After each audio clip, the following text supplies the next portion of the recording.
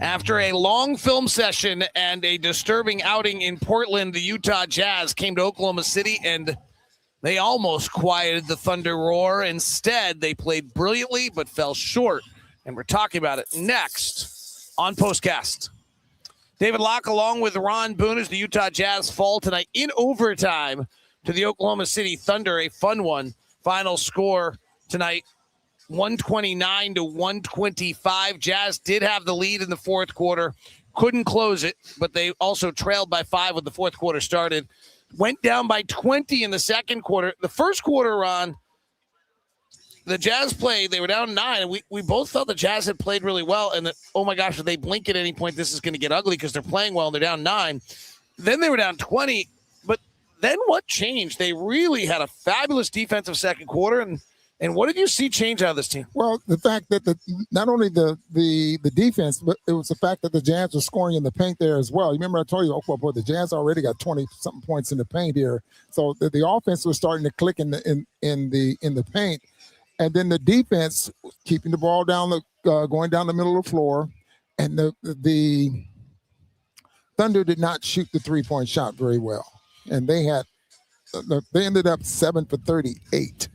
So the way the Jazz wanted to play the Thunder worked because they did not let them, get down the middle of the floor, and then the Thunder were not shooting the 3 very well. It did feel as though, and it'll be interesting to look at the data. NBA is not very good at getting this data anytime soon, so I don't know when we'll be able to get it.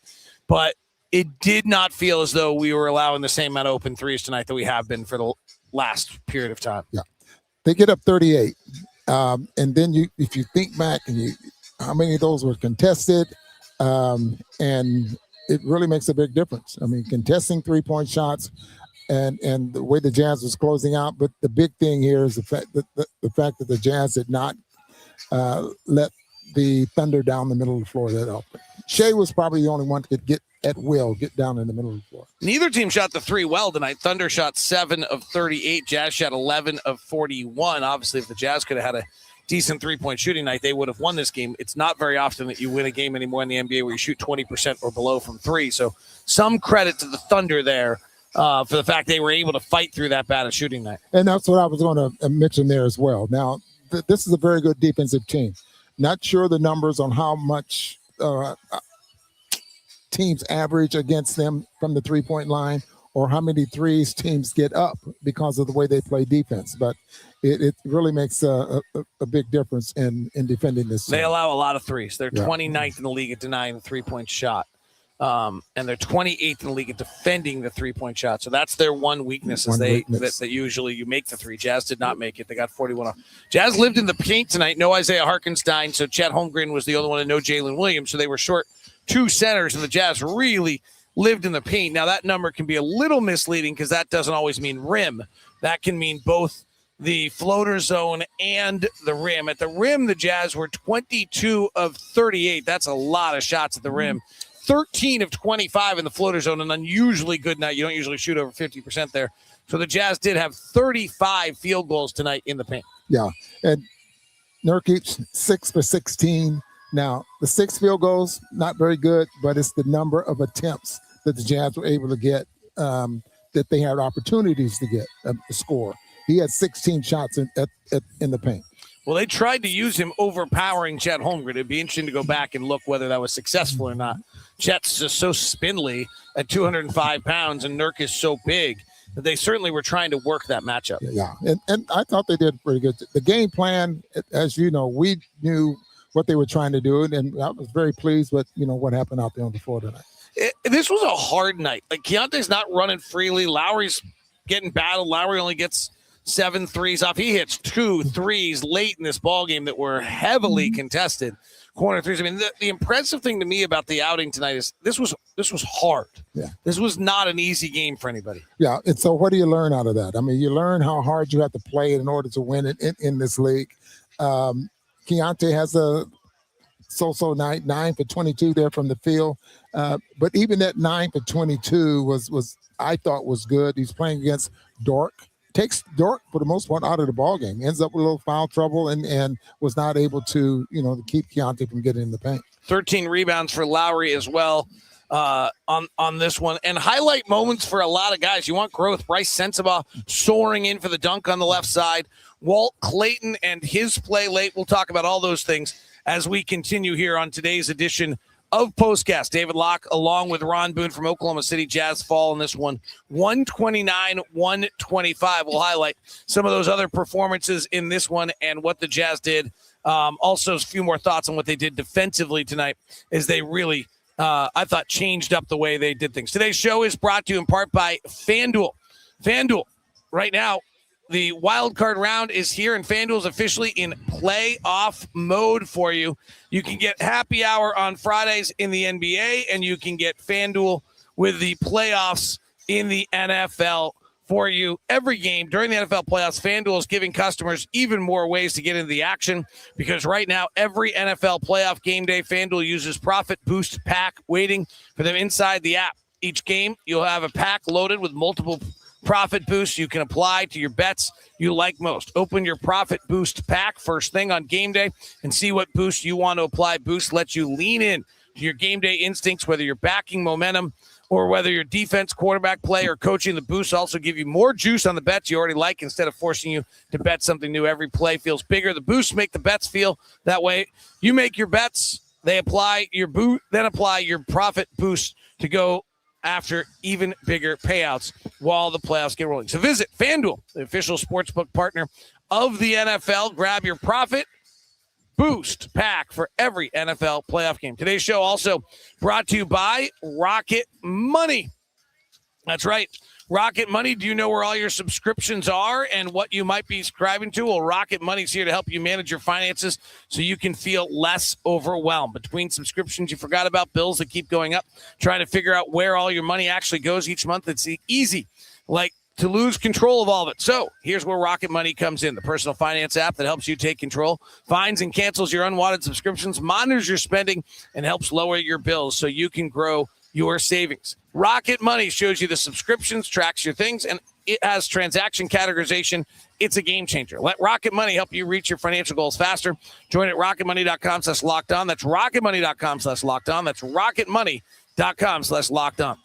Mixed bag a little bit for Walt Clayton tonight, but he got huge moments late. Will Hardy trusted him.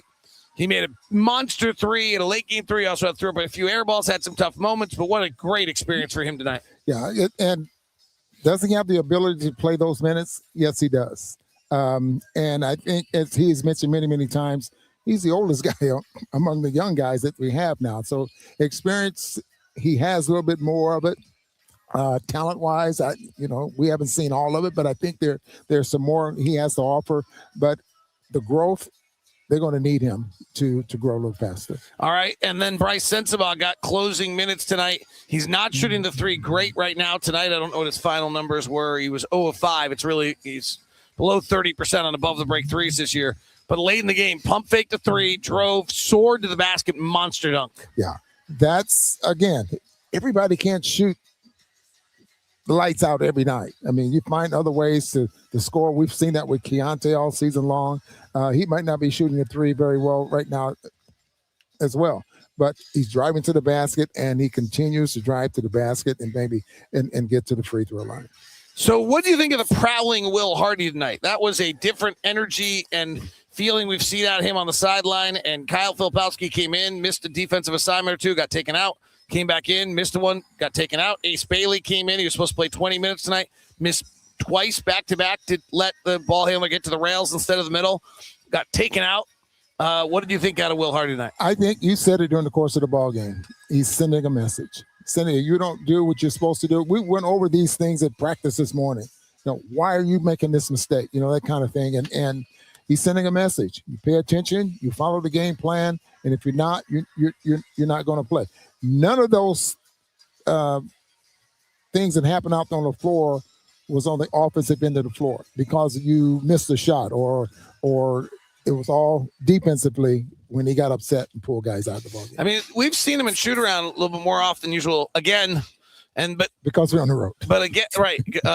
But again, and then a player's name, right? Like he often will say again, and you kind of have to figure out who missed the assignment or what went wrong. But just recently, it's been again in someone's name. or who it is that's missing it. So we got to explain again.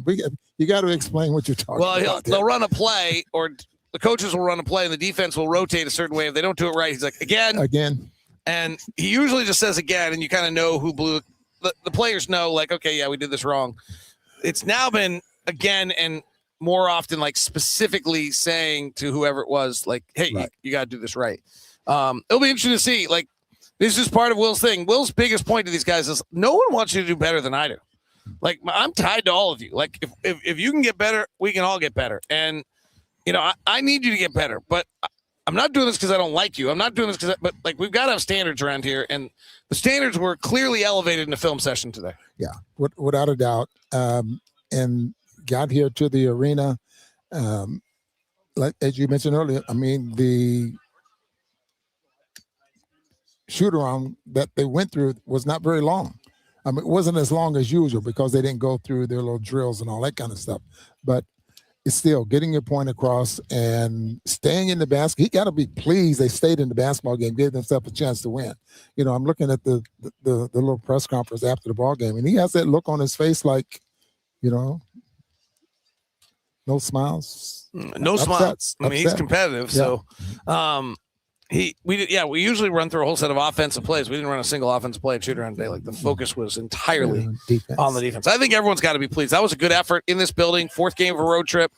It got away for you. You brought it back. Thunder are, I think, a tired basketball team that played 100 games last year and have been playing a lot of games. You made them work. Shea had to go 42 tonight after being in Vegas last night for an award. They didn't want Shea going 42 and have to drop 46 points tonight. I thought the Jazz exposed that Jalen Williams is not right now and is not carrying the other half of the load.